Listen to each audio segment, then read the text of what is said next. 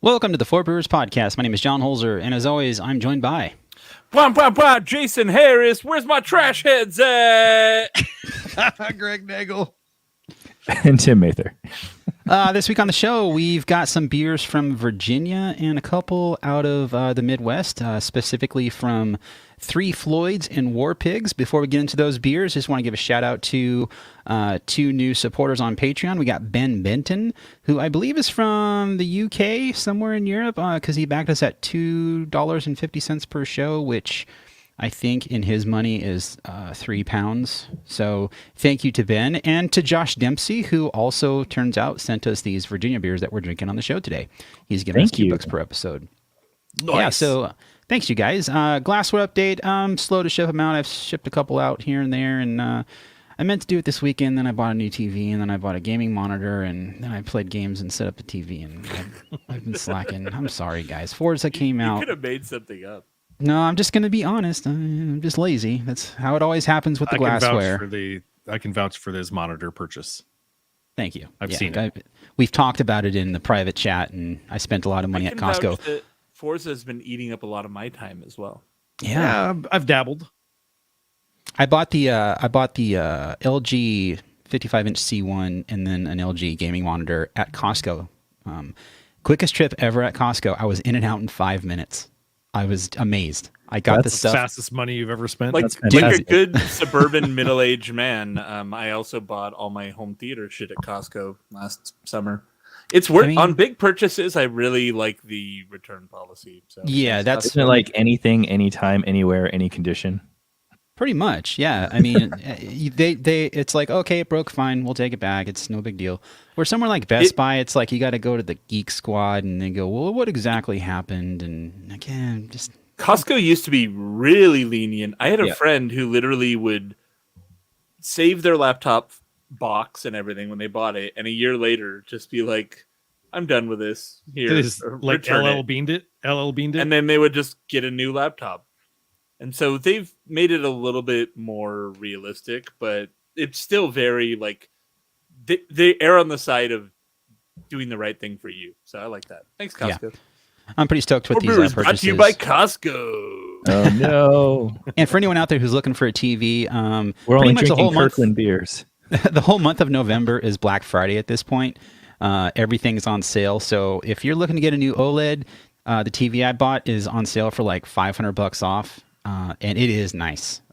It's John living that kid's life. He's like, yep, it's Christmas time, so I bought myself a new TV. Yeah. And I was walking through Costco waiting for someone to be like, ooh, Christmas, huh? And I'm like, yeah, but for me right now. Dude. Anyway, should have put a bow on it and be like, "Hey, Yvonne, Merry Christmas." Since she knew I was getting that stuff. So yeah. Since Jason brought it up, I have to ask really quick. I know you guys have been playing Forza. I just saw it pop up when I was on my Xbox the other day. Like the game, it was an ad for Game Pass, and it had Forza on there, and it looked really pretty. How is it? Oh, dude, it's that's what it's all about. Like awesome graphics, especially now that's on Game Pass. You can't lose by downloading it. If you're like $1 a month to start. How's the car handling? Because one of the things with modern racing games that I've always disliked is like the handling is almost too realistic. It's no, it's very arcadey. Forza Horizon is the like car game for everybody. It's more game than car sim. Okay. Where Forza Motorsport is the like simulator one.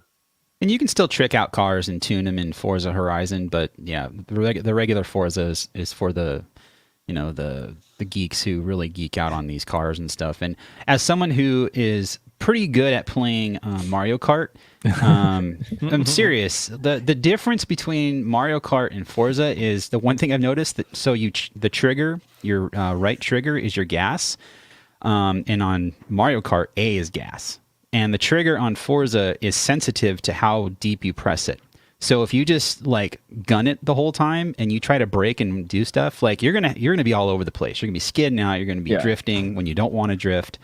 It does require a lot more precision than something like Mario Kart, and I'm getting better and better at it. It's more realistic to the point where, like, instead of braking, you want to let off the gas to let the engine slow the car down to go into a turn. Sometimes Forza also has really, really good driver aids. So, like, you can turn the aids up to where the game is partially driving for you, and like let your 5-year-old play, and they could have fun or get really drunk. It doesn't really punish you for having those on. You get like more XP if you turn the difficulties up. But otherwise you can complete all the events with the settings on, like the easiest settings where it does all the driver assists and everything. So you can still enjoy the game at like whatever level you want to play it at. If you want to be super hardcore and have the drivers on crazy expert difficulty, you can. Or if you just want to have everything on like easy mode and drive around and look at the cool environments, you can do that too. So it's a good game. Awesome. I'm on whatever mode comes out of the box. Like it's got some assists on there, but like damage doesn't cripple your performance on your car, that kind of thing. It does cause, physical damage and cosmetic damage, but it's not permanent or anything. And there are, like I said, some assists. I like to have fun in the game, and so far I've played Forza 5 more than I ever played Forza 4, Horizon 4. So it's worth it. Thank you. I paid extra for the DLC and the map and all that. So technically I bought it. I put 1 million hours in the old Forza. I don't actually pay for Game Pass, but I bought this game. I probably fucked up. So I mean, you're a car head too, so it makes sense. Yeah, no, I fucking love Forza. So I'm not a car head and I enjoy the game. Good. It's a great game. You should play it, Tim. Jason, I'm like my kid. Sorry, I know we're totally like sidetracking here. My kid totally got into cars like in the last month, and I don't know where from or why, but he's like all about the like brands and like pointing out like Aston Martins and like Maseratis and stuff. It's really entertaining. Oh, that's right, in LA. You're like, yeah, we see Aston Martins pretty right. Well, we drove by the dealership, I mean, on the west side, I remember when I was sitting in Santa Monica, it would just be like, oh, there's a McLaren. Yeah, exactly. There's another one. Like,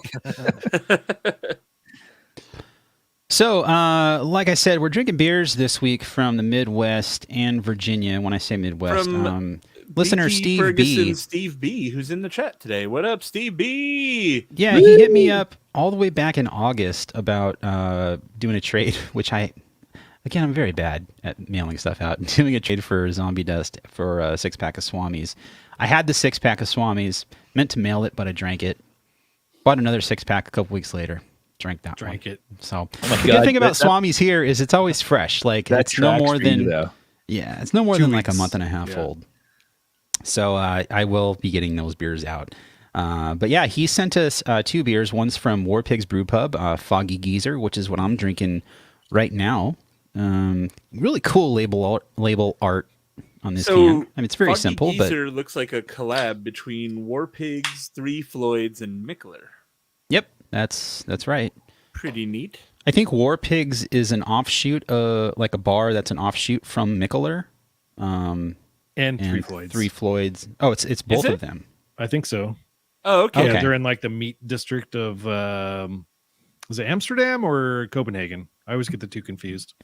I think it's Copenhagen. Yeah. Oh. Amsterdam, Copenhagen. Yeah, because they just had the Mickler whatever fest in Copenhagen. That was all that was criticized because, well, I'm not going to get into that, but they just had a festival. So yeah, he sent us Foggy Geezer from War Pigs Brew Pub and also Zombie Dust. And I haven't had Zombie Dust in quite a while. So our fault in just the way the show schedule has been. This beer is from August. I don't know when the Zombie Dust is from, but they may be a little bit worse for the wear, although not too bad. That's 3 months. It's still tasty. Zombie Dust is from August as well. But again, IPAs, you're looking for a 3 to 4 month shelf life. And this tastes fine. It probably would taste better fresh, but you still get like a nice, I would say crisp bitterness. the aroma's a little muted. This they describe it as a hazy on the can, and thankfully for me's, it doesn't taste like one at all. No, not at all. This is very much. It tastes to me like a West Coast IPA. It's an unfiltered hazy. You know what I mean? It's like an IPA that super heavily hopped, and if they did fine it or filter it, it would just be an IPA because it's still pretty damn bitter for what it is. Yeah, for sure. It's got a lot of bitter in it. Like honestly, this feels like something that came out of San Diego. And I say that in a great way. I'm like, this is fucking really good. It's really bitter. But like in a good way. It's got a nice bitter bite. Wonder what the hops are in this. Do they say? I don't know. I'm not sure. I'm getting a lot of maltiness on mine. Mine's kind of like a honeycomb. I don't know if you're that's Dutch. Yeah, so. I do get that. And on the nose too, I get more of a malty kind of marmalade-y kind of aroma. Yeah, nothing like tropical or super. It's got fruity. a European vibe of like an IPA, but I can see where San Diego sort of pops in your head. I mean, for being over 3 months old or almost 3 months old, it's still. I think it held up well. It's a really tasty beer. I want to go to that place sometime. No, this is a surprisingly good beer. Honestly, I put it first because I know Zombie Dust is going to be good. We probably would have done them in reverse order if we're going by alcohol or lightness and flavor. But I was like, the hazy IPA, let's get that out of the way. And no, this is fucking good. I'm going to finish this. I mean, the difference in alcohol is 0.3%, so it's not that big of a deal. They're pretty much the same beer. Yeah. I remember the Zombie Dust being more. I thought it was not a hazy, but a session-ish IPA. Am I wrong about that? It's a pale ale, but it's what 5.8, I think. No, it's 6.5. No shit. Yeah, that's what I said. I thought it was lower, but maybe they changed it over the years or something. Because it's 6.5 on the can. And that's what it says on Untapped as well. So Zombie Dust, as I recall, is a all Citra beer, right? Yes, I believe that's correct. Because we're moving on from Foggy Geezer pretty quick. We have a pretty busy show, but that was a good fucking beer. I'm just curious. Was this purchased in the U.S. or was it like muled over from Copenhagen? Sure. It has Dutch writing on it. Or is it like an Indiana thing?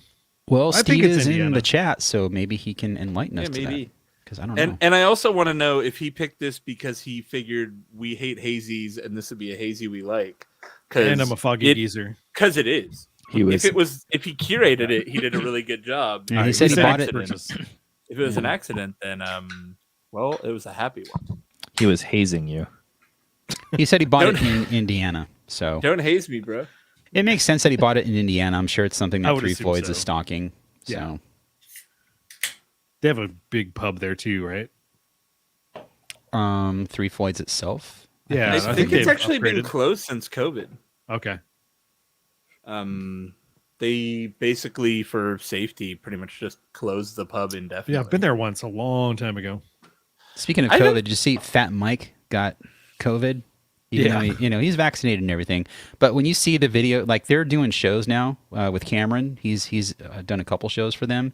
And you just see the behind or backstage stuff, and it's just like people hugging and like the good old days. No one's wearing a mask. Everything's, back in pre-2020. Everything. Nope, he got COVID. And he's like, yeah, this fucking sucks. And I'm just like, guys, it's not over. Like, we're still in the middle of a pandemic. What are you doing? And yeah.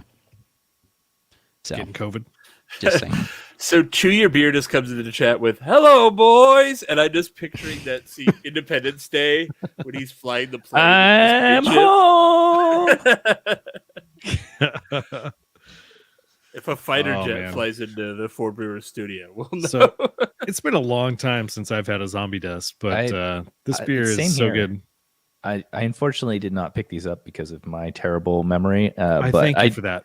Yeah, you enjoy those. I do remember it's been a while, but always love seeing the can whenever I find it on the shelves, just because it stands out with its crazy like zombie artwork. Although I don't know that I've seen it in cans now that I think about it. Wasn't it usually in bottles? Yeah, in large format? No, it was in 6-packs. Yeah. Okay, maybe it may have been in bombers too, but I've only ever had it out of a 12-ounce bottle. This is my first time out of a can, I think. Dude, check this out. With 773,000 unique check-ins on Untapped, this beer is rocking a 4.28. That's with over 750,000 check-ins, and it's still averaging a 420 over 425. That's crazy. With its 246,000 ratings and still averaging well over a 4. That's fucking nuts. I wonder how many times they've brewed this beer. Like what batch number these would be. 69, man. Nice. It's batch 42,069. There you go. Nice. All the numbers. Again, for being 3 months old, I think this held up well. I think the common thread with these beers in their age is the nose is what goes first, because the malts are coming through more, I think, than the hops at this point. Even though you can smell citrusy notes from the hops, it's just not as striking as I think it would be fresh. Yeah, the time was worse to Zombie Dust than it was to the other beer, I think. This is not a high bitter beer, and it lost the brightness that you normally have out of Citra. The malt character is still there. There is still a good, decent, expressive hop character, but that citrusy brightness that you normally get out of Citra has started to fade out at 3 months in. This beer is definitely one that you should drink within the 3-month window. I think after that, it's probably past it. But still a damn solid beer. That being said, of the two that, again, completely our fault. We sat on these for a while. And Steve B, thank you for being patient because it's been a little while for us to get to these. But this Foggy Geezer holds up nice. I would still have this in my fridge exactly as it is. Yeah, I like that beer a lot. It's always nice getting Zombie Dust too. You'd think Zombie Dust and Three Floyds beers would be out in California at this point. But they're not, so maybe one day. I think they've just been kind of one of those breweries that is not expanding, kind of like Russian River, where they're like, we're just going to gradually expand and not exponentially and keep control of it. And I think the breweries that have done that, it served them well. The ones that tried to just grow by leaps and bounds with Pliny, I still wish, because you see it on the shelves everywhere here now, at good bottle shops, and I still pass it up because it's a bottle. Just put it in a can, dude. Come on.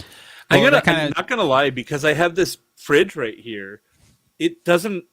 All the shelves are too short for bottles, right? So if I put bottles in this fridge, I have to put them laid down, and it sucks up a ton of space. And so, yeah, if I get a 6-pack of bottles, I'm like, fuck, I got to put this in the main fridge. I got to find room in there. I got food in there. Yeah, getting into the next set of beers that we're drinking from Josh. He sent us Virginia beers. He sent us this beer from Port City, Optimal Wit. He sent us 4 bottles, and I sent each of you guys a box with 6 cans in it, I think. In a 7x7 box, and it fit perfect. But the bottle, it was just where am I going to put this bottle? It's easier to break. I'm just not going to ship it. It's, I want you guys to have it, but I would have to pay another $10 just to send you one bottle of beer. Truly, he's lying. He just wanted to keep them all for himself. And it's only a triple gold medal winning wit. Yeah, what's the big deal? He's kyling the wits right now. Just 2 of them, You did disappear a few minutes ago, so unfortunately, they don't have that beer from Port City. So, but we're not there yet. So thank you to Steve B. Turd Ferguson. I don't know if that's his name in Discord, actually. It's his real name. It's Steve B's his gamer name, his gamer tag.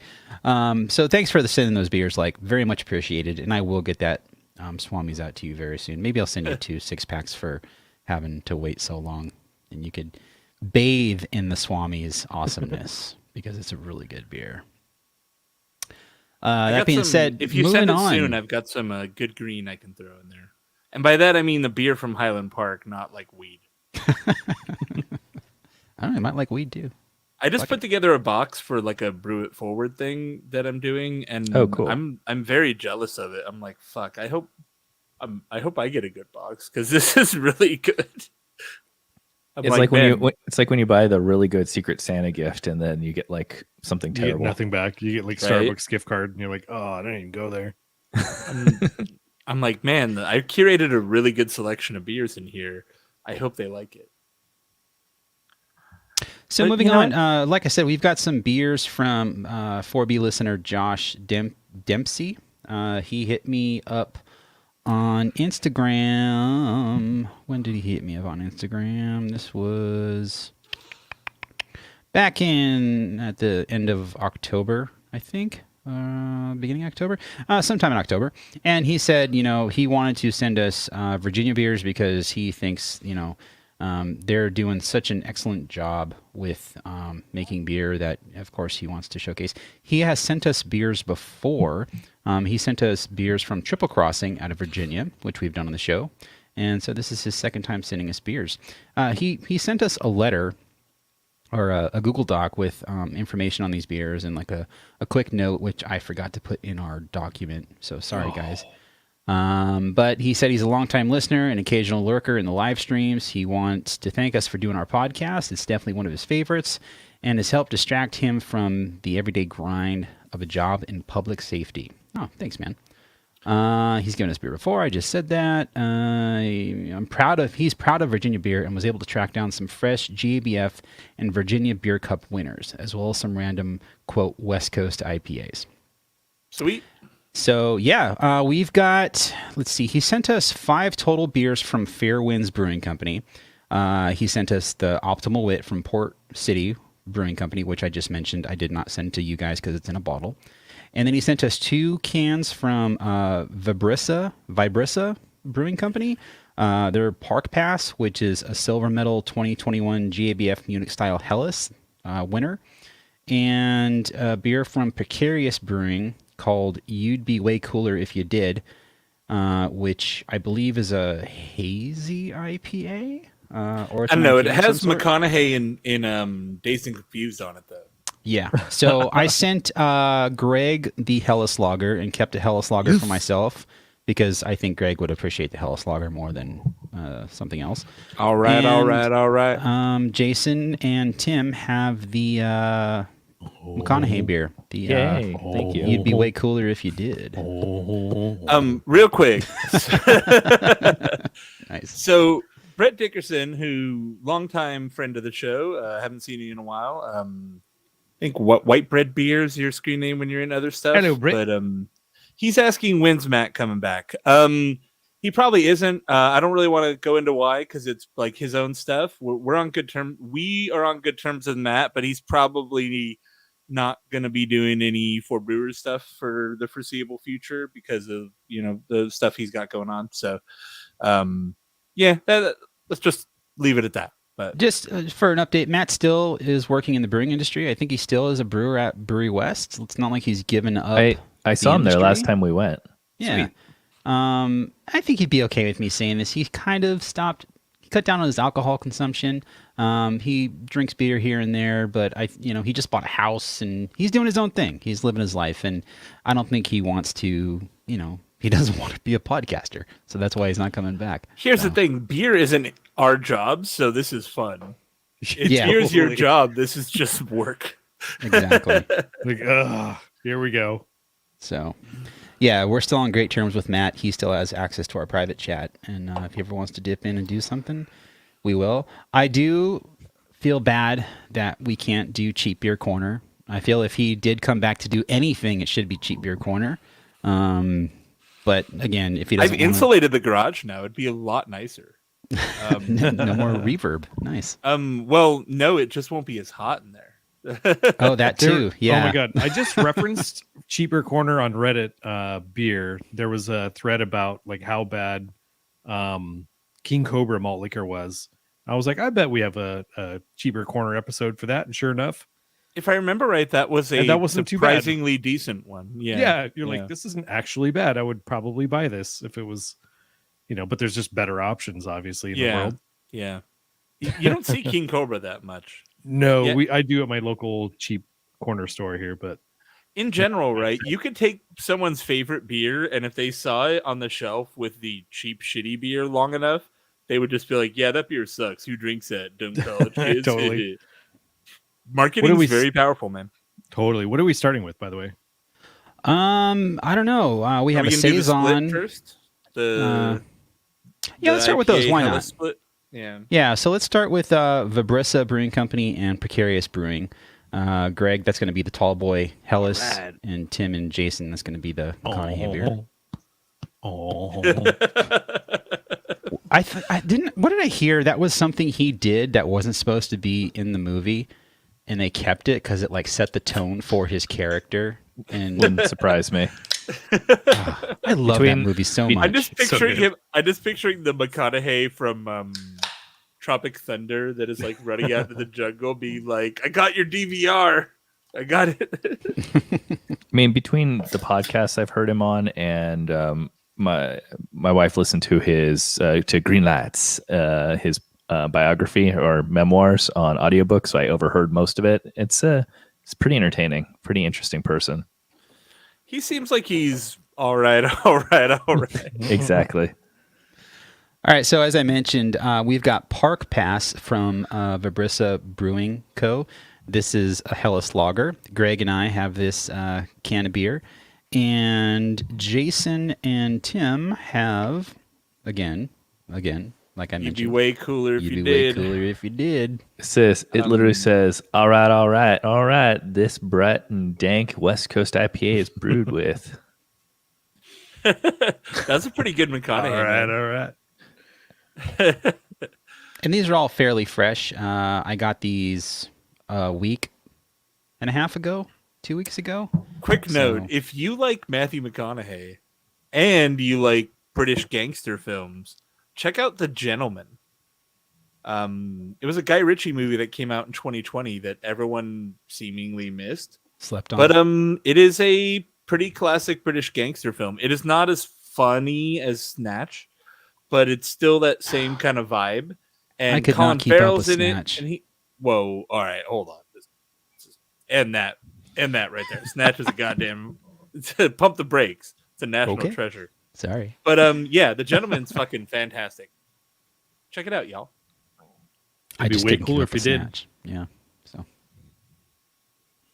All right. So I opened up this Park Pass from.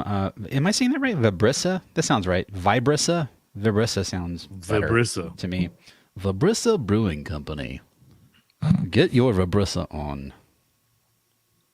And this is right up my alley. Like, this is just really clean, dry, not too malty, not too hoppy, good, clean mouthfeel, perfect carbonation, just an excellent, excellent beer. And like I said, this did win a silver medal in 2021 at GABF in the Munich style Helles category. Yeah, with the Hellas, I'm looking for a nice, clean, like muted hop profile with some good, clean lager, nice sort of maltiness to it. It's got a nice toasty malt to it. I don't know what malt they used, but it might be like an heirloom malt or some sort of. It doesn't taste like your average Weyermann German style Pilsner malt. It definitely has some character to it.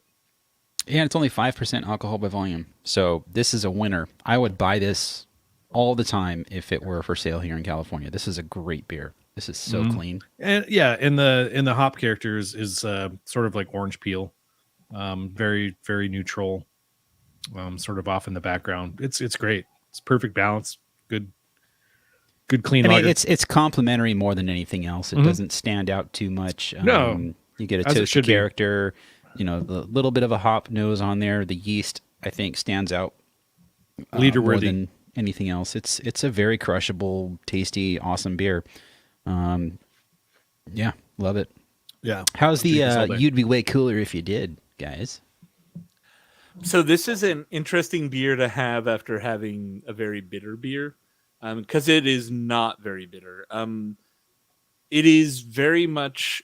It's interesting in that it's kind of classic hops. They have Azaka, which is more of a modern hop, but otherwise it's Amarillo, Centennial, and Simcoe, which are kind of more your old school IPA hops. And it has that old school hop profile, but without the bitter. It is very late hop bursted. I'm getting very little bitterness out of this. How about you, Tim? Yeah, I'd say same. It's noticeable but not overwhelming.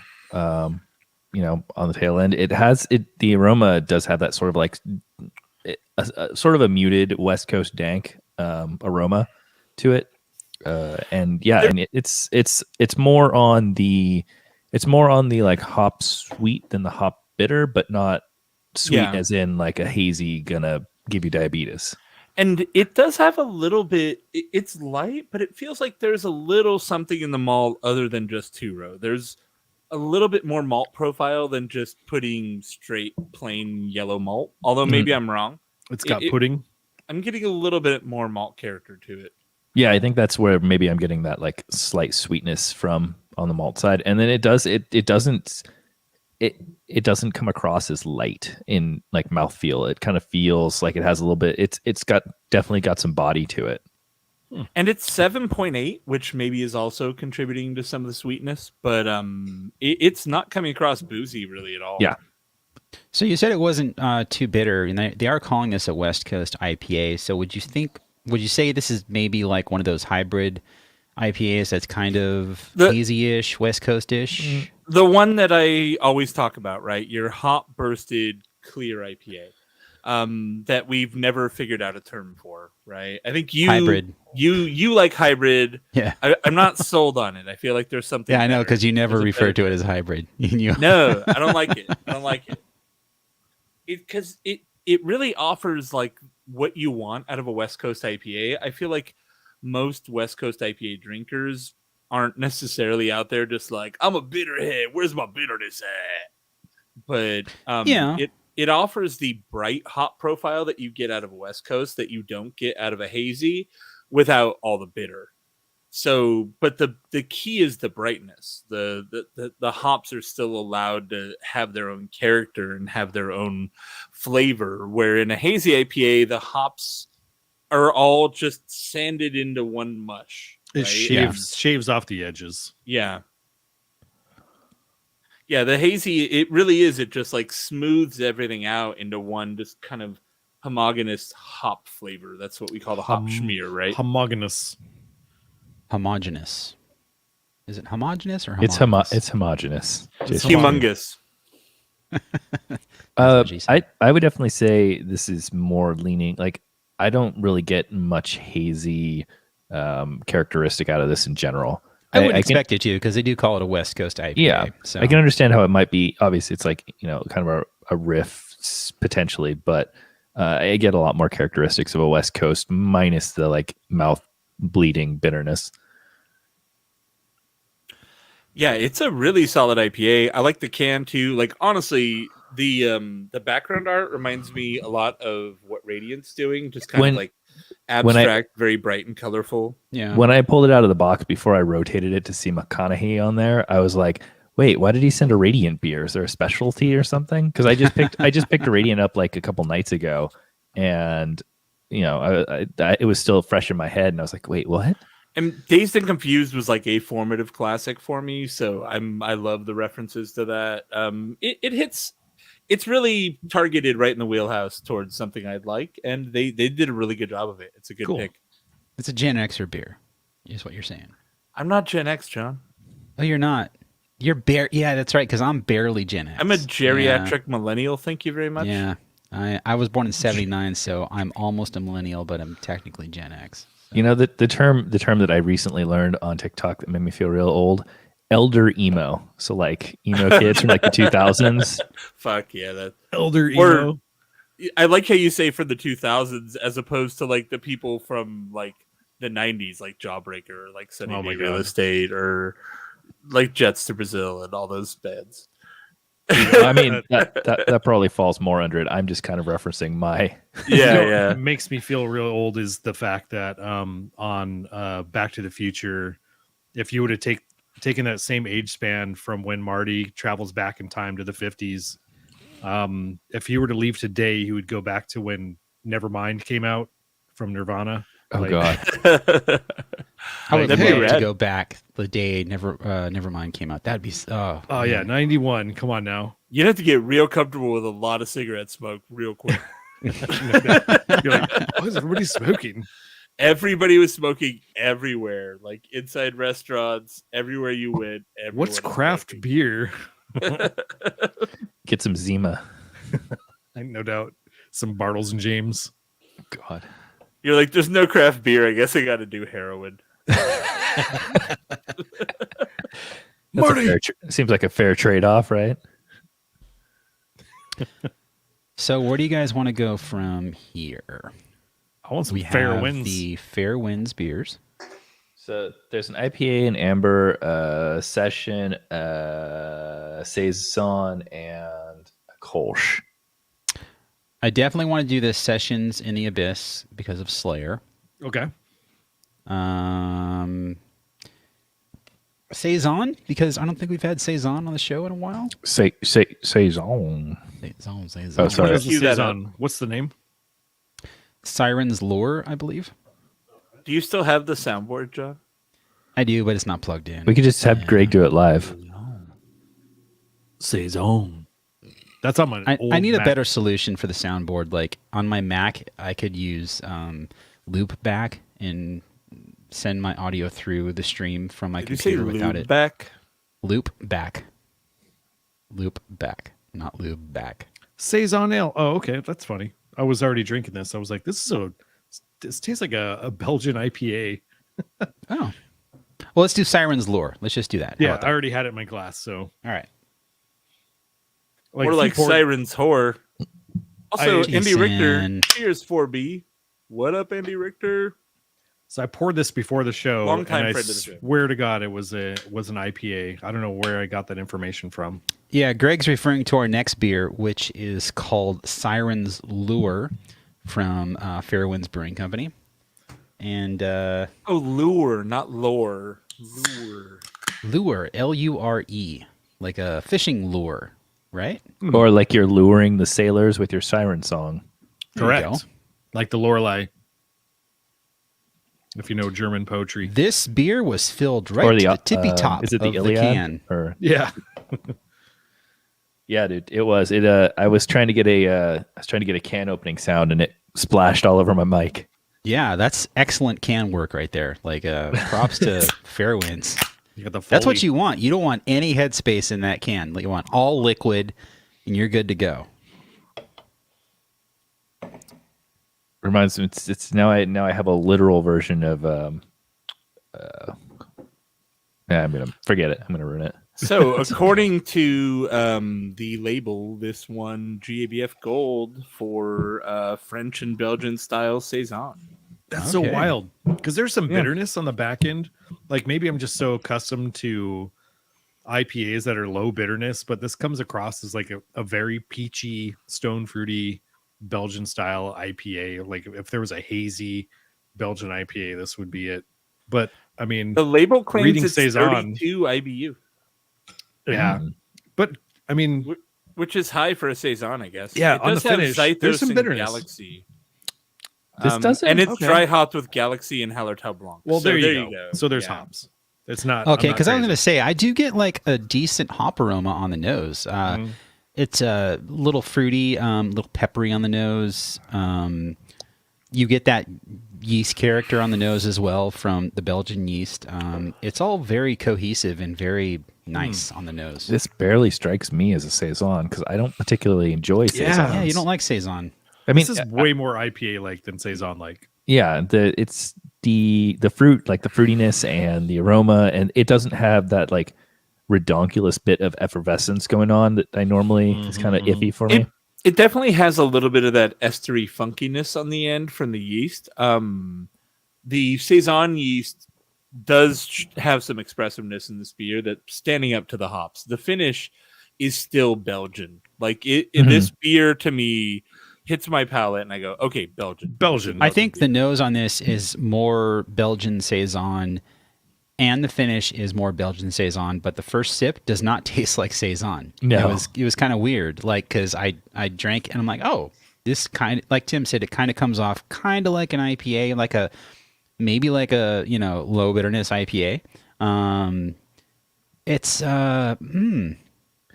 interesting. Yeah, it's got a lot of quality of like we have a session something in here that maybe I'm curious to see how that stacks up because I feel like this falls more in like you said like a session pale or something. Yeah, Sessions in the Abyss, also from Fairwinds, which we have been drinking. I feel like this is sort of like a call to the Haze Bros because like the mermaid on the thing is like being called to the ship and like the ship's full of the Haze Bros. Hey, we got your IPAs. We're shipping them to India. Is it the Haze England. flower? Damn that! By the way, Greg, your camera like got perfect focus for just a second, but then while I was talking, it went out of focus. There we go. Is that the webcam still? Yeah, this is my Sony 6500. Oh, okay, it's your real camera, dude. I broke out the camera last week to shoot, and oh my god, I love the camera so much. I was like, I need to take it off its stand and shoot it more. Sony A7C, that's my camera right now. So good. It's such a good camera. Like, and the focus only works well with Sony glass. Like, you have to use Sony glass. Sony lens. Yeah, it's fixed. I have adapters, and it just does. It's shit. I bought an SLR during COVID, and I used it once, and I was like, nah, it's What'd up you there. buy?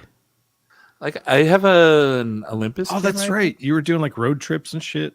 Yeah, I took it up to Sequoia, and I was like, yeah, this isn't very fun. Use it more. I'll try. It's not as convenient as using your phone. Well, yeah. no, but you Fontana get I'll much, make much it- better. I'll make it a photos. point to bring it out and do it somewhere. So I have a question really quick. How long are you allowed to like test? Like, there should potentially be a rule like this is a gold medal winner, right? But from 2015.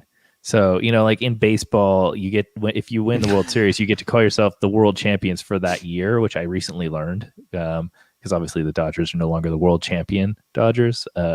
So I'm wondering, like, is there a time limit on how long if you won gold in like I don't know 1995, are you still able to be like this is a gold medal IPA? They can still hang the banner in the arena. Oh, and fuck that's yeah, just man. putting the medal on the side. Yeah, it's on their It says resume, right? 2015. Yeah. It doesn't say rated best saison in America. It just I says know. 2015 gold medal winner. I mean, Pabst Blue Ribbon is the ultimate. Like, they won a blue ribbon. Yeah. God damn it. There's a pretty sick right next to. I went to Philippe's in LA yesterday. The famous French dip. Philippe's and Coles dude, both it's so claim good. to invent the French dip. I have hot takes on it. So I've been to Coles a few times. I think the sandwiches are pretty much equal. Which So is what's kind of Coles, a cop out, by I the way? suppose. Is it also French dip?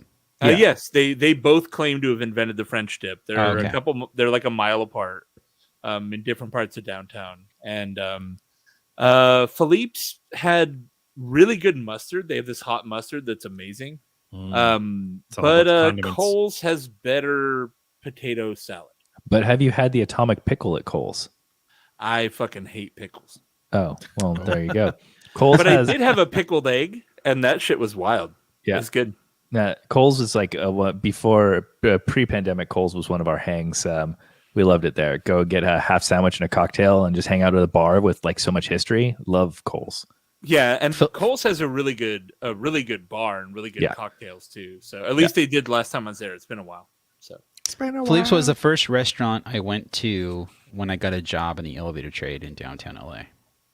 Oh, I mean, That's it where I was a had really my good. first It was a French really dip, goddamn so. good beef sandwich. But the moral of the story was they had a really cool mural of the Lakers and Dodgers. It was Kobe Bryant and a baseball man. I don't know. Fun Some fact, baseball the, guy. the French dip is my favorite fucking sandwich ever. Yum. It's I'd eat fucking meat good. to eat a good French dip. Yeah. But see, at Coles, I don't know. I can't remember Philippe's because I've been to both. But I know for sure, like I've been to Coles enough times. They have the beef dip, the turkey dip, the pork dip. They have different dips, and I've tried them all, and they're all pretty solid. Yeah, Philippe's has an array. They have lamb, I think. They have a bunch of shit. But I just had the regular ass beef dip, and it was solid as fuck. Nice. Honestly, you can't go wrong with either. The thing is that Coles is a pain in the ass to get. Oh, Get parking in- fucking Yeah, sucks. it's just street parking in the busiest part of downtown. Yeah, and you gotta make sure you step over the pee streams and the poop piles and Yeah. move around the Yeah. tents because It's- downtown's not doing so hot right now. You got to park in like the Dude, Pershing it's been Square that way for a while. structure, and it's I'm 20 years. I mean, it's obviously gotten It's worse gotten way. with It's pandemic actually. issues. Well, it's like downtown has actually gotten way more lively in the last 10 years, but Yeah. So anyway, Yeah. moving on. Los Angeles talk. Turd piles. Yeah. Overall, though, I think Siren's Lure from Fairwinds is a pretty tasty saison. It seems like a good saison for people that don't drink saison. I will to kinda vouch for that. Dip your foot in the pool of It saison. reminds me a lot of an Anchorage beer for whatever reason. But it really does have the elements of a traditional saison still. Mhm. It tweaks it and it puts a little bit of an American edge on it. But it See, Greg- still is in the right wheelhouse where if I had this at a Belgian bar, I wouldn't be like, oh, this is totally out of place. Yeah, Greg, you saying it reminds you of Anchorage. I would want more of like a funk character for it to remind me of Anchorage, and it does not have that. Like, this is a very clean saison. Like their Anchorage's like Galaxy beer or whatever. Like they call it an IPA, but it's like a funky ass IPA. So yeah, but it's it very sort of dry blends. and Blurred it's lines. got bacteria in it. That's The why big it's thing so is dry. Anchorage is usually got Brett and everything, where Yeah. this definitely wasn't a wild guess- fermented beer. Yeah, Brett's not bacteria, but it And has I think Brett. That's what I'm I'll- thinking of. Almost the saison, the clean saison without any sort of Brett or bacteria in it is a little bit of an anachronism almost in this day and age. It's like it's weird to have a saison that isn't a wild ferment beer. You know what I'm saying? Like Yeah. in today's market, it's unusual. Because there's a like few the breweries that bacteria do and the it. Brett, they add that next level edge to the saison where it's you get a little more pop out of it, you know. Yeah, there's Gun Whale Ales here in Orange County that does. They have like 4 different saisons, but they mix it up with different malts, like spelt and different hops, and some of them they put in their foeder with clean yeast, so you get that foeder character, but not like a funk. I've heard And then- that he who spelt malt dealt malt. That's correct. Of course. All right, what are we moving on to, boys? That's a good beer. I don't know. We've got a session IPA, I'm assuming. Is it? Oh, what that sounds is? fun. Let's get a little hoppy character. Do you want in to our go there? lives. Sessions in the Abyss. The one you're waiting for, go for it.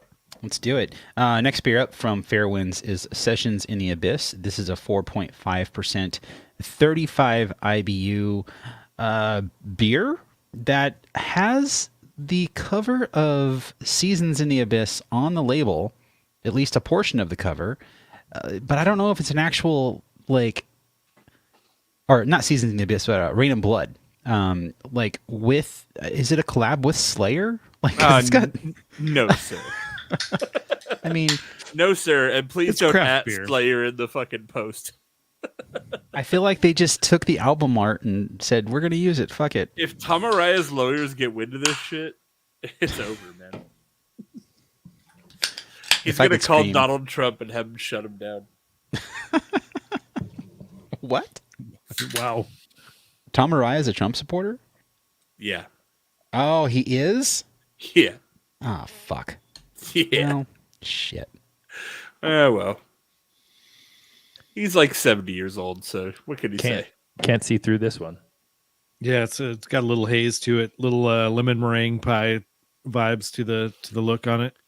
Hey, is this face Captain Howdy from fucking this looks like the face that flashes in on The Exorcist. Do you guys know what I'm talking about? It looks No, like I I'm playing don't. Far Cry Primal. So in The Exorcist, there is this like kind of spooky face that flashes in for like single frames. I see to what be, you're like, a creepy saying. thing. Yeah. Not quite. No. It's similar. You look it up. Yeah, someone share their screen because I'm not going to do it. The Captain Howdy, it's got the same coloring, like it's a greenish yellow face, eyes wide open. If anything, the Slayer album cover looks like it's inspired by it, but no, that's not it, Greg.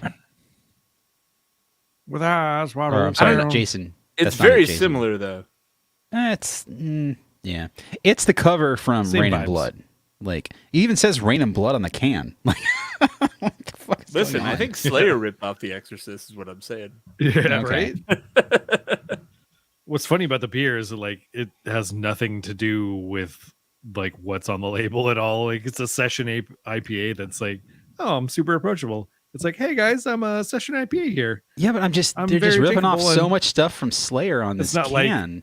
like a blood red Yeah. IPA or like a barrel aged stout with What's goat the- blood in it. Like, What's come on. there's one that's got like this just like there's one from Three Weavers that's got like this super metal like blood blah blah blah, and it's a blood orange IPA, and it was really good. God, I just can't remember the name of it, but That's I remember. actually a collab with somebody.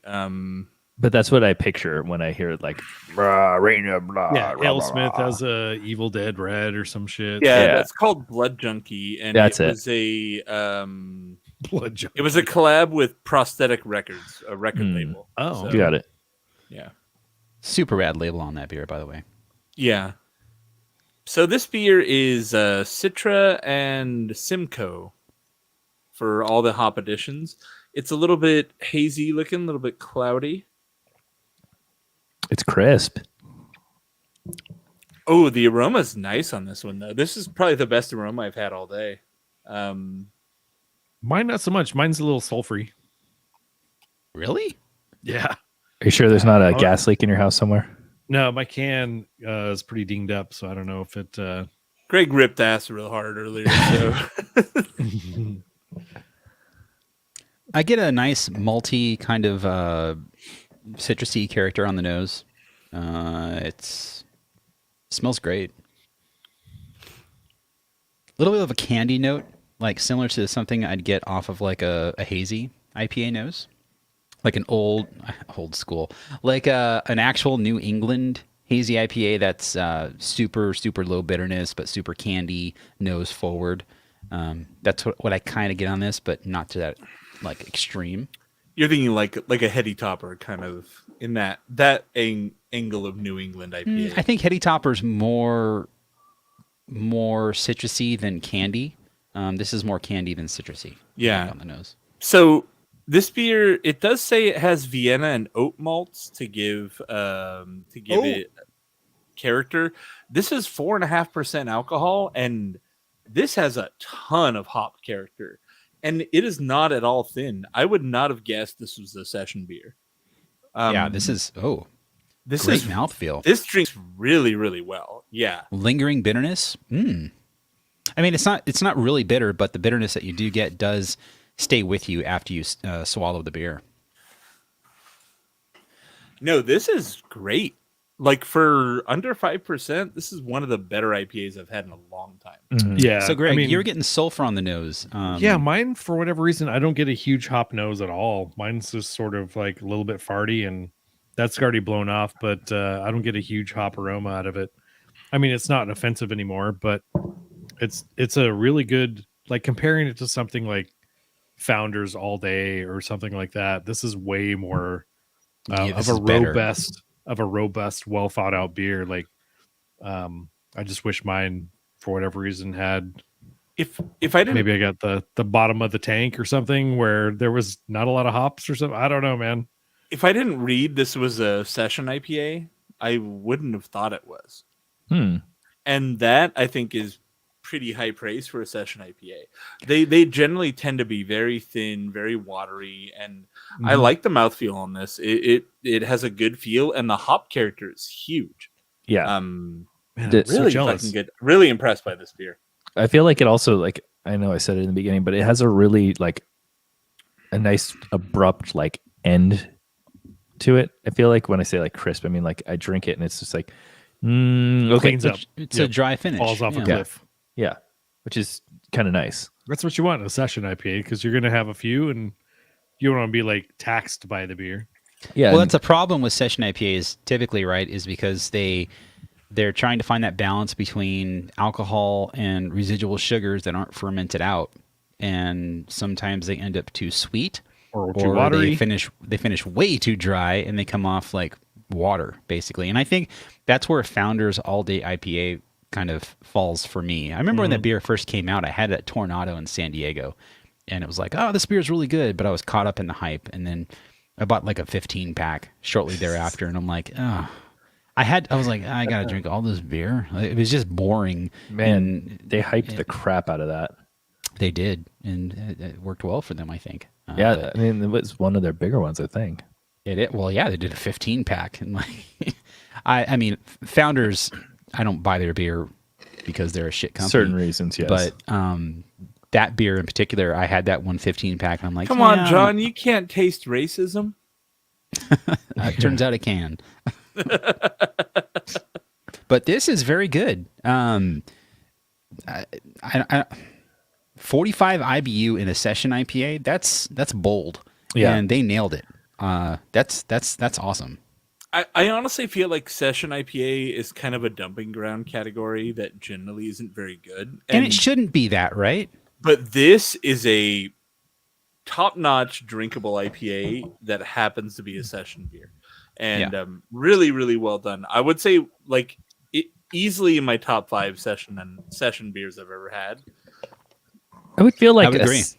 I would feel like session beers in terms of like, you know, pales and IPAs would be a market that you would want to think highly about, because obviously you want people to buy your beer, and if it's not gonna be like, you know, super heavy, then you could drink more, which then potentially would equate to more sales, et cetera, et cetera. But it doesn't seem to be. Like, I feel like finding a good session beer is still pretty hard, like you guys are kind of mentioning. That the whole style's kind of died off. It was a fad. Lagers. It kind of feels like that was like, well, or they just call it for. I think honestly, it got filled with so many just kind of watery, shitty, hoppy beers. Like Grunion was an amazing beer that kind of faded off too from Ballast Point. Wow, And I really think the category got flooded with so much shitty beer that it became toxic, where you don't want to call it a session IPA because people have learned that session IPA means shitty, watery beer. And then also, like, I think Hoppy Pills took over that segment a little bit too. Like, I'm not reaching for a session IPA as much as like a Timbo. Yeah, that's fair. And I would also think too that session beers in the States kind of died off. It still feels like a very maybe it's just based off ABV. They aren't necessarily called session beers, but I feel like it's still a fairly European thing with like the low ABV, especially in like Scandinavian countries. I remember a while back talking about super low ABV beers in some of the Scandinavian countries just because of their laws, and it says still has a place, but it seems like maybe not here because, you know, we like to follow trends more. I think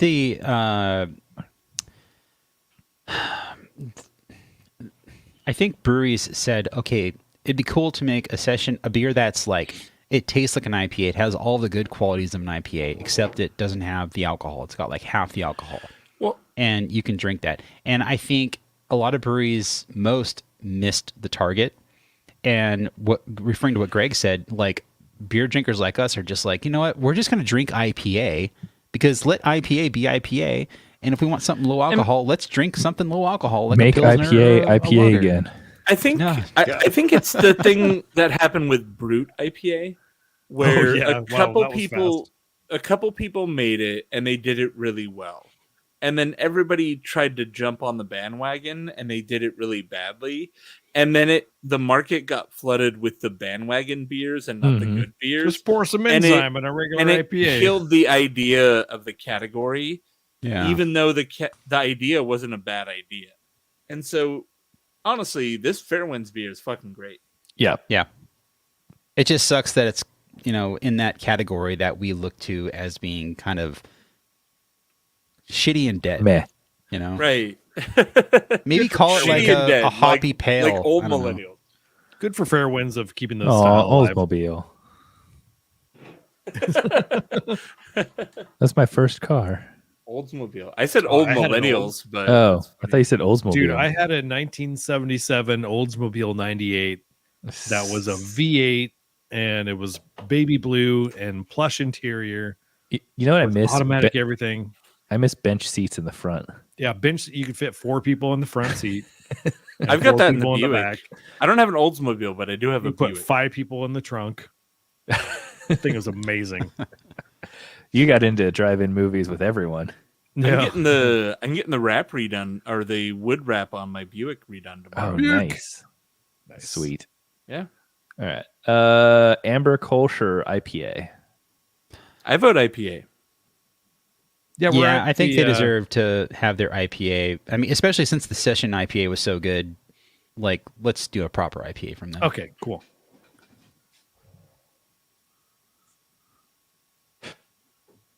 That's Howling Gale, right? Howling Gale. Obviously, a decent amount of, well, granted, fair winds is enough of a giveaway, but enough nautical references on these. They're fair wins. Yeah, I just put that together, and as I was speaking, because I'm a little slow. Man, all of my beers got janky in the shipping. Really? Yeah, they got dinged up pretty bad. Your UPS worker needs to. Oh, wow. Like, I have to push my because I think I packed them pretty well, right, guys? I mean, it was less than your usual, but it was pretty good. My usual is extreme. Your usual is duct tape and Ziploc like, bags. Yeah, this was more like restrained, and it's only going to be in transit for one day. How bad can it be? No, I mean, mine worked out pretty well. Yeah. Well, sorry, Greg. That's all right. Okay, so our last beer from Fairwinds, this is Howling Gale IPA. This is a 7.2% alcohol by volume IPA that is 80 IBU, made with Simcoe, Mosaic, and Citra hops. And if their session IPA was any indicator, this beer should be fantastic. 80 IBU, huh? That's high for this day and age. Yeah, right. I remember clearly when was it Magic Hat came out with their like 100 IBU, and it was like, oh my god, 100 IBU beer. And this is my favorite hops. It is Simcoe, Mosaic, and Citra. Yum. I've always like hopped. I love Citra and Mosaic. What do you think of the smell, guys? Are you one of the Simcoe cat pee people, Tim? No. Nope. I'm not. I mean, honestly, I've never had that experience. That would be me. I haven't gotten Simcoe cat pee since like 2000. Since the cat peed on your Simcoe? 14, yeah. Tim, you have cats, right? Yes. And do you clean the litter box? Yes. So you're familiar with the cat? Okay, you're familiar with cat. I'm aware of the the aroma. And goddamn, I just took on that chore, and oh my god. Oh geez, come on. How do cats store so much ammonia? Like it's just Jesus Christ, so much piss. It's a lot. Okay, Things something got is real wrong with mine. Yeah, same. That's why I asked. Mine's a little. It's got that nail polish thing happening a little bit. Yeah, but the flavor is good. It's so off-putting. I don't want to drink it. Oh, that's sad. Something's wrong with this can. I taste diacetyl. I don't taste diacetyl. I get the nail polishy thing. Damn, it's been a while since we had diacetyl on the show. Mine's not at all. Diacetyl. On the flavor of mine, I get that really clean, like melon character to it. But on the nose, I don't get any of those hops at all. All right, we're gonna not. Let's ditch this beer and go for a Kolsch. I honestly have the opposite though, which is that it smells fine to me, but it tastes so like weird diacetyl to me. It smells awful to me and tastes more awful. Yeah, I just don't have this. Like we've had a good experience with this brewery. I feel like it's diacetyl because it's super super dry and flavorless for me. Yeah, I'm getting not too much. Like granted, I am notorious for not having very good smell. My wife makes fun of me for it. It smells awful, right? I don't get much aroma in general, and then the flavor is very just like it's either diacetyl. Josh is in the chat. Should we recover with the Kolsch or the Amber? Yeah, that's unfortunate. Oh well. I would say Kolsch, but what's funny is the session IPA tasted like a Kolsch to me. So I'm curious to see what the Kolsch tastes like. The session was so good. I had to finish that because I didn't know where to dump it, but all I really got out of it was like a little bit of bitter and almost little metallic, I think. Weird. It's That's such a weird beer. I mean, diacetyl is also a sign of infection, so it could be both. But it seems like it's infected because I didn't get like the typical diacetyl notes, like buttery caramel notes in the nose. It just smelled rank. It smelled awful.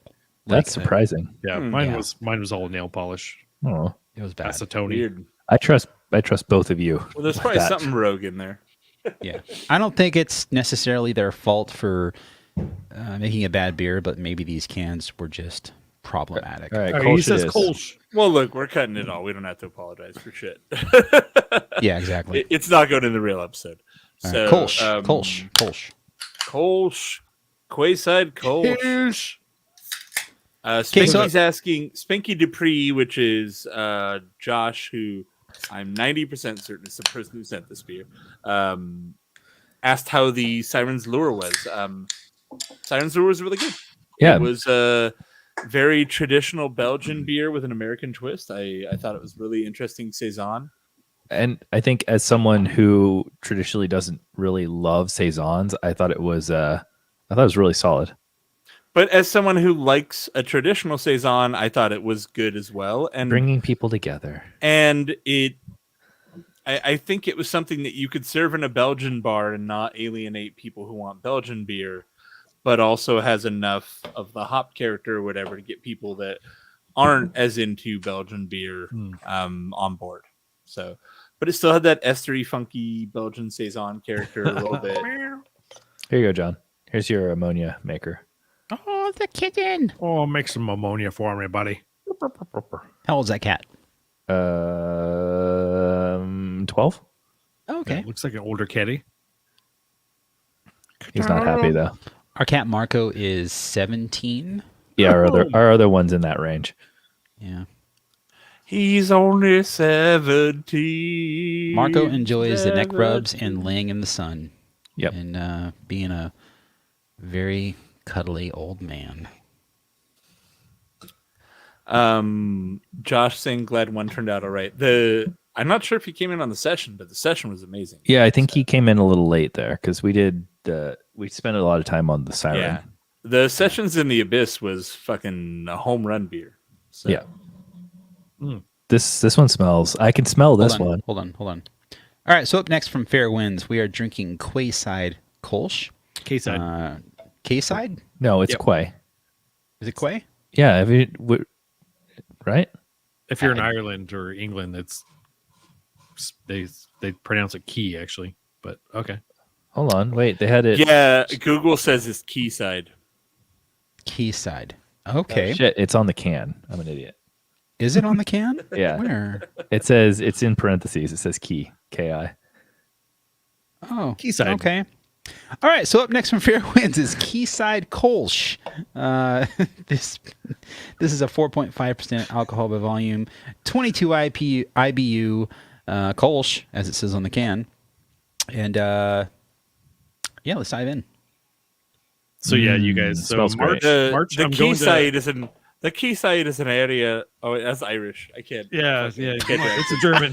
It's an It's area German. along the banks of the River Tyne in Newcastle upon Tyne, and Gateshead in Tyne and Wear, North England, United Kingdom. Well, this There you also go. says it's a platform used for unloading ships. Yes. The Listen. key is it's a busy ship area. I feel like Greg, okay, inform us on Quayside. Quay side. Go. Yeah. Quayside. What? I thought you had more information. Sorry. Oh no. I was gonna say I'm going to Cologne in March, and I look forward just to drink Kolsch beer in Cologne. Yeah, where didn't it's you get like made. super cheap flight tickets? Yeah, for $400, that? $400 Jesus. ticket to go to Amsterdam and all over That's Europe. amazing. Quay is another word for wharf, Correct. so it's Oh, okay. wharf side. That makes But sense. yeah, If you go to Ireland, it's But like- key everything. Like from Star Trek Wharf. yeah, exactly.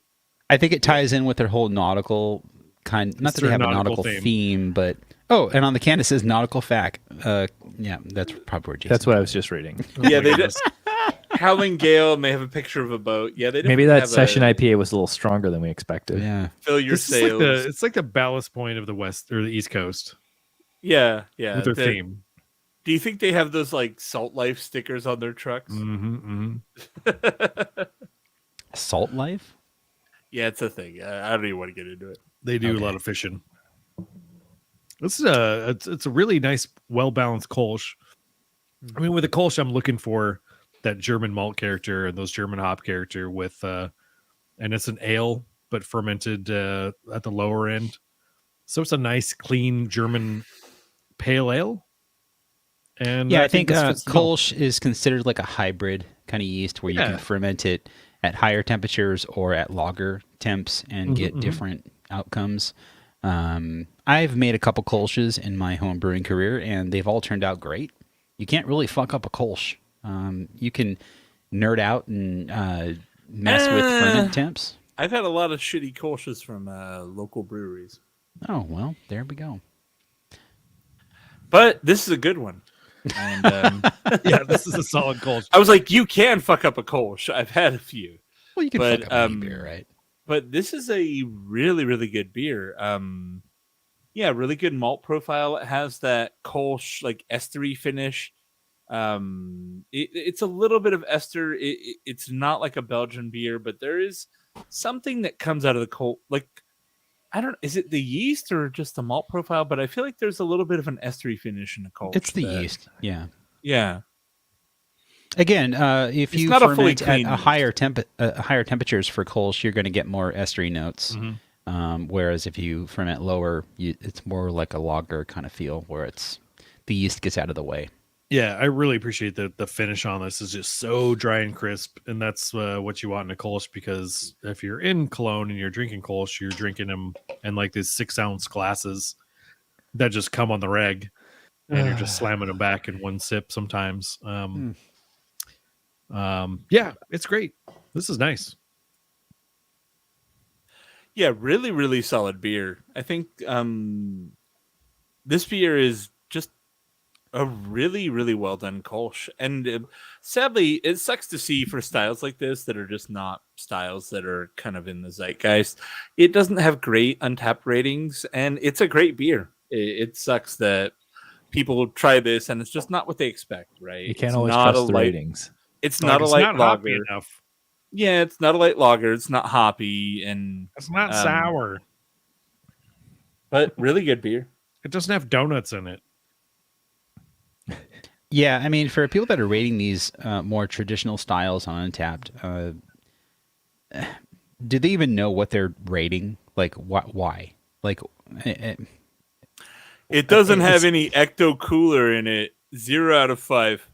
yeah, you can't really take those ratings seriously. But when it comes to like IPA and stouts and stuff like that, I think you can, you can use That the being Untapped said, rating as like a rule.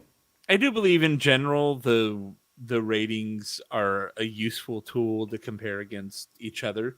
It's a good baseline, I And guess. Untapped does a really good job of getting you more data, which makes the data overall more accurate, right? It smooths out the outliers versus like Beer Advocate, where it'll be like 40 people reviewed this and whatever. It's very much at the More whims of data is better for sure.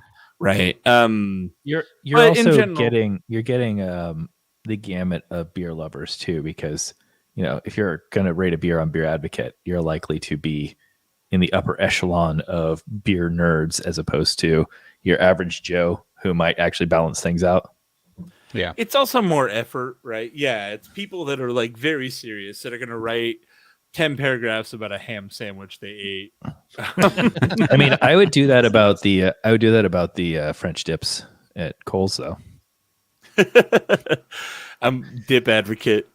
The dip. Tim starting French dip advocate. It's for the fans of French dip. FDA. I wonder if you're out Dude, of LA, okay. like how common is French dip? Dude, okay, instead of Untapped, it's undipped. Oh Jesus. Undipped. I don't want an undipped sandwich. Fuck that. No way. It's too dry. It's too dry. Double dip. It's called double dipped. You got to double dip it. Double dipped. It's for French dip reviews. It's a very niche audience, but they're very engaged. Well, I think overall we had a good selection of beers. So thanks to Josh and Steve B for sending these beers our way. It's always good getting beers outside of our market, especially from like places like Virginia and the Midwest. Yeah, I've Three never heard of Floyds. this brew, so And- thanks, man. Yeah. Double thanks to Steve B, who's checked into like 2 or 3 of our live streams, being like, "All right, I'm ready for you guys to drink my beer," and we're like, "Nope, not this week." Sorry, bro. Thank you for being patient. Thank you for sending us beer. We've had a you rough guys are month. fucking awesome. So thanks a ton. Yeah.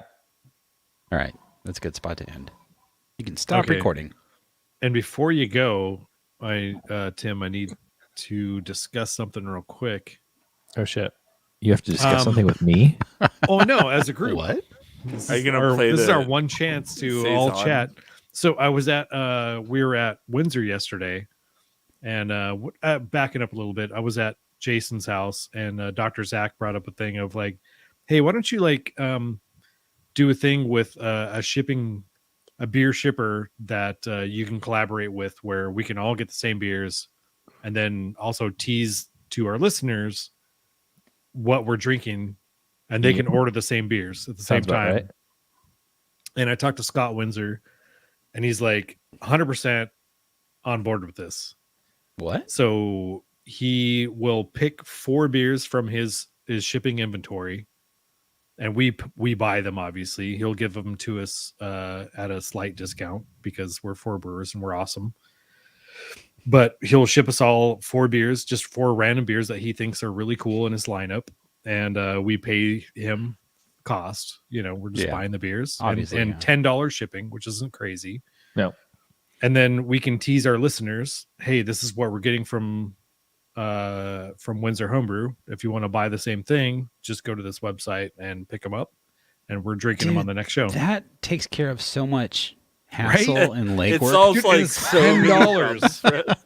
Well, and it $10 even shipping. Oh, I don't know how it And is. honestly, I don't mind. Like, I don't necessarily need. We don't need free beer. Like, No, I don't no, mind I'm like, we'll paying pay for the for it. beer. You're doing the and- legwork on it. Well, yeah. what would be cool is if in his e-commerce setup, whatever he has, if you could like Just create have a bundle. 4B thing. Yeah. And that's the what thing. he's Yeah, gonna we do. would create like a link where you could go get Yeah. the 4 Brewers bundle. And We'd then, have to like, tease that out a little ways, though. That'd have to be like Yeah, that's the hard several part. weeks. because we're so wishy-washy with our... and I'm not against being wishy-washy. No, all but, we have to do is pick. Okay, I just wanted to get your buy-in and say, okay, that sounds good. And then I'm going to talk to Scott today and see like what we want to do for the next. Maybe I think from 2 maybe weeks we from do now, one a quarter or something, maybe or something like once a month. I don't know. I would say once a I don't month. know. Yeah. I mean, depending on how, yeah. But like, yeah, give it a couple weeks so people can get the beer. And But Do you let's- have the ability to like do you have a mailing list built off of like Patreons and anyone who subbed on all the different platforms? Because I mean, we can use Patreon to communicate, Yeah. right? So you can send like through Patreon, you can be, hey, Patreons, here's the thing. That sounds great. And then people I'm who are down. anywhere in California, I think, is the shipping area. okay. Anyone who's probably in most the of our crowd listeners. right now, what do you guys think? All 7 of I think it'd be good to try it just amongst ourselves to see how it works. And I trust Scott. Like, I'm sure he's much more efficient at sending out beers than Yeah, I and am. he's like, and the thing is, he's well, like, they "Do you- operate a business on it. It's not yeah, like of course, a side project. of course, Yeah. yes. I mean, yes. even if this wasn't available to everyone, if we could just like be like, "Hey, dude, here's some cash. Send us all the same beers once a month, and we could all be on the No, same that's page." what I'm That'd saying. be perfect. That's Even if like- it was just for us. Just that Immediately, I'm just alone. like, oh God, this is great. Like, Yeah. he takes It care of solves the all the hassle problems. And we of give us him a recording shout-out. remotely. And he's not technically sponsoring the show, but he's really doing a lot of Oh no, service to that's us. shout out status for sure. Yeah, we'll pay for the beers, we'll pay for the shipping, and also like the show sponsored by Scott Windsor Homebrew Supply. Yeah, that's- and yes. I'll pick them up locally. Obviously, it's not you only shipping 3 ways. It would be cool to like do like this coming next month.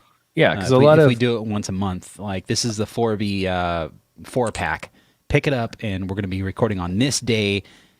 and you can drink along with us. Well, And then basi- do an event on Facebook so people can get some social action. It's the equivalent of the virtual beer fest that everybody's been doing. I mean, like Yeah. Untapped did it several times. Several other people did it where like buy the beer pack and then join on for a live session where the brewers discuss it instead of the brewers. It'll just be us But schmucks. it's way less complicated, right? Yeah. It's just let Scott send you some beers, and Yeah. you can drink them on your own and not watch our show, or watch the show and drink it. Like, it's not a whole thing. And the you plus know? side too is that you can either get them ahead of time and join live, which I think would be cool to push. But Mhm. also, if you get them, you can listen to the show when it comes out and just be like, "Hey, listen along." And it's evergreen content. Yeah, exactly. That's true. Because I was thinking like with the festivals, it's live and you only get that chance potentially unless they record it. But with us, with the podcast, like you could throw it in there, and be like, "Hey, you can get this until Scott decides to stop shipping it. You can listen along to the show Or is this out of stock? Yeah, I think it's great." And that kind of it motivates me to actually edit the show every week. And 'Cause do some marketing. I've slacked I off. think it'd be really fun. Yeah. Because the biggest piece of feedback I've heard that we've had a hard time with is that people would love to drink the beer we drink with us. That's the dream. That's what, like, back in New Beer Thursday days, we said that, and we would like post on social media what we were drinking that week so people could drink along. And that's what I want. I would do that with New Beer Thursday before I was on the show. Like, I wanted to Same. be able to, download the podcast and drink the beer they're drinking so I can compare and contrast with what they're saying. 100%. And if we could do that live through Scott and Yeah, man. his... Does Windsor ship interstate? No, just Or they California. just California? I mean, So- still better. No. than I what we think got. so. I'm not 100% sure, but I would guarantee it's Well- just California. I'm 100% down, and if we need to do some marketing or need some help with marketing content, let me know. Yeah, that'd be great. Okay, I like this. I think This is a just fun make it a idea. big event. Like, hey, Saturday, December 15th, we're gonna do the 4B Windsor selection or whatever. Like, and we're drinking these beers. If you want the beers, go here. Here's the link. Buy them and get them. It's the 18th. And what I just picked a date, but Okay. like, Just yeah, like push. we could pick a date. We hype it up that like get the beer, drink it with us. The 4B like virtual beer fest, and there's I a don't know, lot of- maybe it'll be fun. I think people Well, enjoy it. And you can hype it up. You can do like the pre-hype for the live, and then during the live and post live, you can be like, "Hey, you can still get this and listen along to the show once it comes out." Because you obviously depending on availability of the beers, obviously. Like, But yeah, the thing is, Scott, he's like, I have a lot of stuff on my inventory that gets ignored.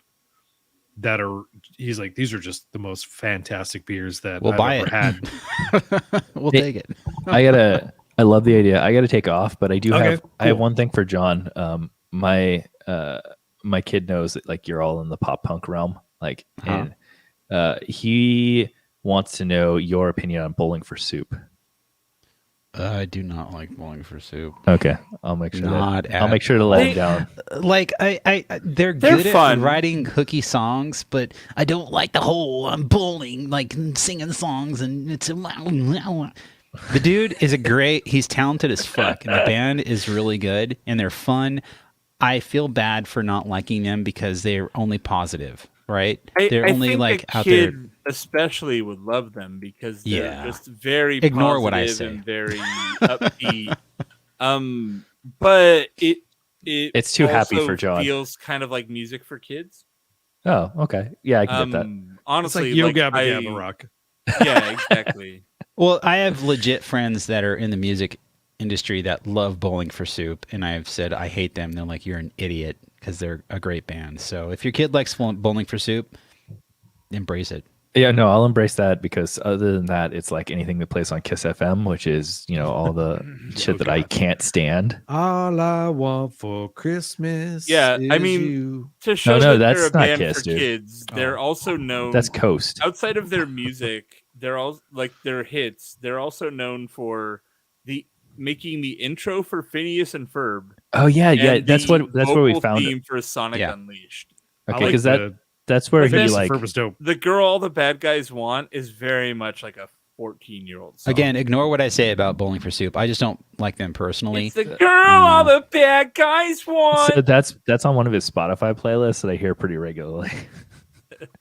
And then 1985, I remember that song. Yeah. Okay. He just What about it was Aquabats? Are it was a Aquabats very still specific thing kids question might that like? Aquabats are I rad. needed to ask That's Yo Gab Gabba, really.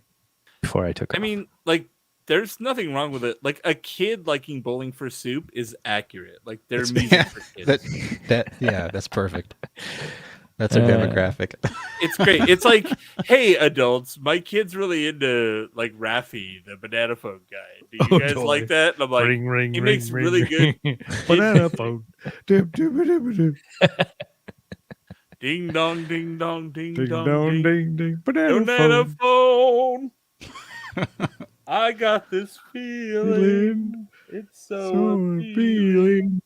This This is is how me amazing. and Greg are morning low tax by singing fucking banana phone. All right. Well, thanks for answering. Cheese, No bro. problem. I'll let him down gently. No, let them listen to it. Like, No, just tell them we said they rocked. yeah, they're great. Yeah, Perfect. John he's- endorses Bowling for he's Soup. too How young about that? For He's too 14 young year olds. to have to deal with haters. Like, Yeah. And Tell me introduce said him they to rule. Better Luck Next Time. Like, We did. We listened to it, and I think it was a little too fast punk for him. all right, he'll grow into it. Yeah, I hope so because I can't maybe listen. it's a little too advanced for you, but your kids will love it. There's only so much Doja Cat that I can listen to. Yeah, we are Dude, very. Doja Cat was in the. Does anybody watch the Little Dicky show, the Dave? No, Do you like Little Dicky? I know what you're talking about. I've heard his songs; they're funny, but I haven't watched Dave. There's a whole episode where he meets Doja Cat on like a dating app, Oh, and the jeez. whole interaction with them is done via text, and it's actually really good. It's really, really well done. It's like the interaction between them feels like very much how humans interact in the world, and like is like something I can relate to. But yeah, it's really good. Check out Dave on FX. I am Dave. Yeah. Anyway, that's guys, Citra. thanks for Who's the fun. We'll see you, man. Have a It was good good week. seeing you after a couple weeks. What? Tim, watch Dave. It's worth it. Okay, I'll check. So Dave and Forza, I will check both those out. And Narcos Mexico. Add us Narcos so we Mexico. can. Well, check Narcos play Colombia Forza. first. Well, see, the thing is with like we've been rewatching Entourage, and we were past all the Medellin stuff. If anybody knows that, like where he plays Pablo where he plays Escobar. So now, like, I want to watch Narcos just because, like, I'm got hooked onto that whole The guy storyline. that played Escobar did an amazing job. The first 2 seasons. So if you watch non-Mexico Narcos, the Colombia episodes, Yeah. it's real. The first 2 seasons are amazing. The Escobar stuff. The actor that plays Escobar is amazing. Like watch the Narcos in Colombia. At least the first 2 seasons. If those don't grab you, then don't continue. But All right, will do. All right, dudes, take it easy. peace, bro. Peace out. Yeah. I think with that, we're going to end the stream. So, Greg, shout out to you, Greg, for gifting a tier 1 sub that was taken by Ribs with. So, Ribs. I resubbed as well and been hitting the channel with my biddies. Thanks, Greg. I'm really looking forward to this thing with Scott Windsor. We need to. It sounds fun.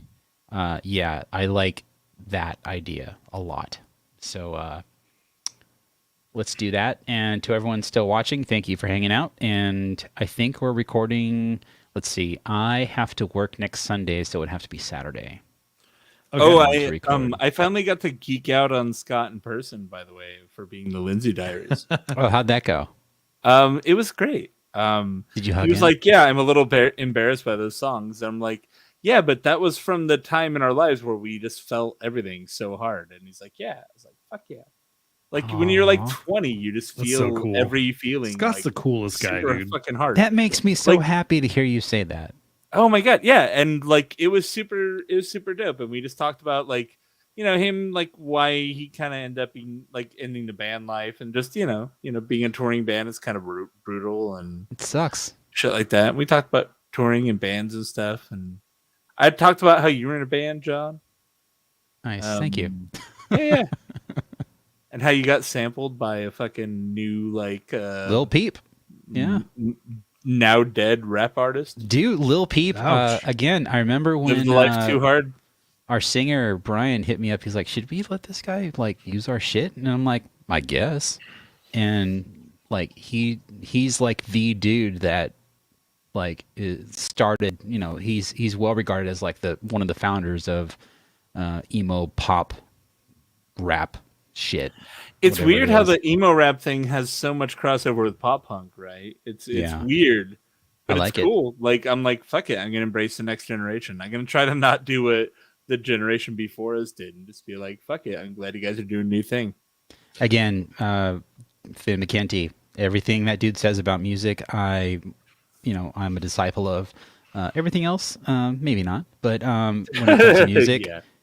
he knows his shit, and you need to, if you want a certain genre to keep living and cultivate, you need to embrace the new artists that come along, and yeah, And you need to embrace young people, like young people getting into the genre. Like, Yep. music is inherently a thing. Like, it's weird to say, but young people are the people that decide what is good or bad in music, Mhm. because old people generally just listen to what they already liked 20 years ago. Like most people I like my to think age, I'm not one of those guys, but yeah, I know what you mean but exactly. by and large, most people our age are just listening to whatever they liked in high school, right? Or whatever they liked in college. And like that's I get kinda what you're saying, but people I listen to. the only band I listen to, I think Green Day and Metallica are the only two bands that I listen to now that I listened to in high school. And that's pretty much it. Because I think Metallica kind of transcends time, and Green Day as well. Like they're just on that level where they can do that. But where I listen to bands See, that to were me, like Green hot Day for was- 5 years. Green Day was last good when I was in high school. And then they like I don't like anything past Dookie, honestly. Does Yeah, wow. change the subject real quick? Does Xbox have crossplay or Horizon? Yeah, if you have Horizon on PC or Xbox, they all play together. Oh, okay, that's cool. Microsoft, playing on any of PC. Microsoft first party games, they play on PC or Xbox like seamlessly. Oh, okay, Yeah. nice. Yeah. we should all set play something up together. on Forza because I only do single races, but it'd be cool to like do some kind of a, I don't know, Fucking Drink- Forza let's- Brewers, let's dude. get drunk and drive. Forza Brewers. Forza Brewers. nice. How many beers does Jason have to drink before you? That's guys a game can we beat me? cannot drink and play. No, like how many beers do I Oh, drink come on now. before you could beat me in a race? I've already Ah. beat some of your times. okay. I mean, I probably didn't try on those. I'm coming in first a lot, but I have the default settings in play, so I don't know what you're haven't- doing. I haven't played up to unbeatable yet, but I've played up to highly skilled and expert driver. Yeah, I don't do that shit. I'm on like novice. I don't. Give Are a you shit. automatic or clutch? I Automatic. do. I am automatic. I don't. Shifting doesn't add to me. I play shifting in Forza Motorsport. I feel like 7. shifting just complicates it for the sake of It's complication. just annoying. Yeah, Yeah. I'm not. Unless you does have help the shit. it does help in drag racing. What Greg said, like it'd be cool to like actually use a wheel. I don't want to. I don't want to buy a wheels wheel. suck in motorsport. Or if you're playing Horizon, don't buy a wheel. Really? Yeah, they're not good in Horizon. You think they'd be like made for Horizon or for Forza Horizon? And they're like $250 for like a shitty one. yeah, The entry level is like the Logitech G29, and Yeah. that's which I just saw. $250. I had $250 one for about a year, and I sold it to my friend for $50. because it's Okay, not I good. believe you. It's I a believe you. desk clogger. Yeah, it takes up a lot of space. Honestly, if you want to do a wheel, you need to get a whole, like a seat and a whole rig, like a seat and a space for the pedals. Like they have these like kind of not movable. It's like an simulation elliptical rigs, but for racing. pretty much. It needs the amount of space that you have, like a whole ass chair and a seat and all this Rad. shit. And it's like I don't need all that. I just want to kind of relax at my computer and play video games. Yeah. Yeah, I'm so used to the controller now. I'm not great, but I'm getting a lot better than I was last year or 2 years ago with Forza 4.